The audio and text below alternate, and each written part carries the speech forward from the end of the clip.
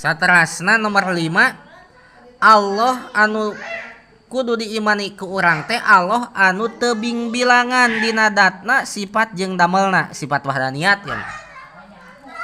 Allah teh tebing bilangan, datna tebing bilangan. Walaupun disebut hiji Allah teh cenah aya hiji Allah dat Allah teh.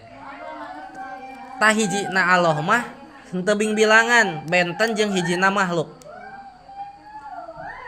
Ari hijina makhluk mah bing bilangan. Ari hijina Allah tebing bilangan. Contoh hiji makhluk teh seperti hijina ieu pulpen. Ieu pulpen aya sabaraha? Hiji. Tapi hijina ieu pulpen bing bilangan. Naon? A atawa kahiji. Pangna ieu pulpen hiji na bing bilangan sabab ieu pulpen teh hiji tapi gabungan tina anu loba. Mana gabungan anu loba teh coba we. Lesot-lesotkeun aya tinta, aya naon? Wadah tinta, aya imahna bisa dipecah-pecah. Bisa. Berarti hiji na ieu pulpen gabungan tina berbagai jenis. Tah berarti hijina teh bing bilangan. Tah hijina Allah mah teu kieu teu seperti pulpen. Kartos. Allah teh hiji datna. Lain seperti dat pulpen kieu hijina Allah. Tah kitu. Tuluy hiji ieu pulpen teh. Hiji. Nu kadua, pangna hijina ieu pulpen disebut bing bilangan. Nyaeta hiji na ieu pulpen bandungan. Ieu pulpen teh hiji tapi sebahagian tina pulpen yang lain da loba salianti ieu pulpen di nu lain nu sejennya. Paham teh Paja? Memang ieu teh hiji tapi hiji tina sebahagian pulpen-pulpen yang lain nu salianti ieu.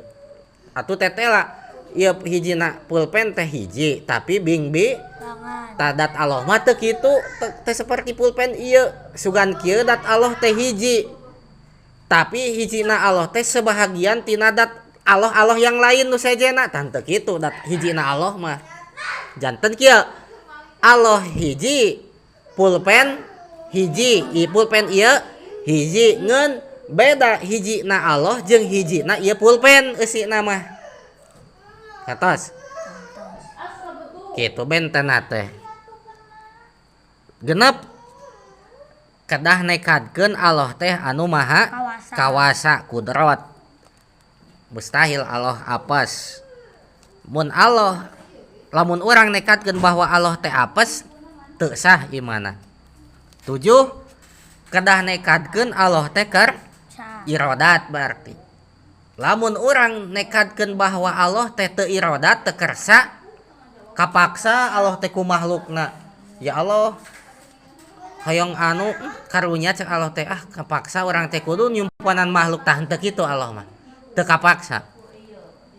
Nu kadalapan Allah teh kedah ditekadkeun Allah anu maha uninga mustahil Allah bodoh. Mun nekadkeun Allah bodoh teu sah imana. 8 kedah nekadkeun bahwa Allah teh ngadangu jeung ka-10 ningali 11 sareng kedah nekadkeun kalawan sagemblenganana teh secara garis besarna bahwa Allah teh kasipatan ku sifat kasampurnaan mustahil Allah kasipatan ku sifat kakurangan seperti urang mah seueur pisan kakuranganana rajeun teh jagoan atawa gagah tetep weh lamun keur hayang ngising mah eleh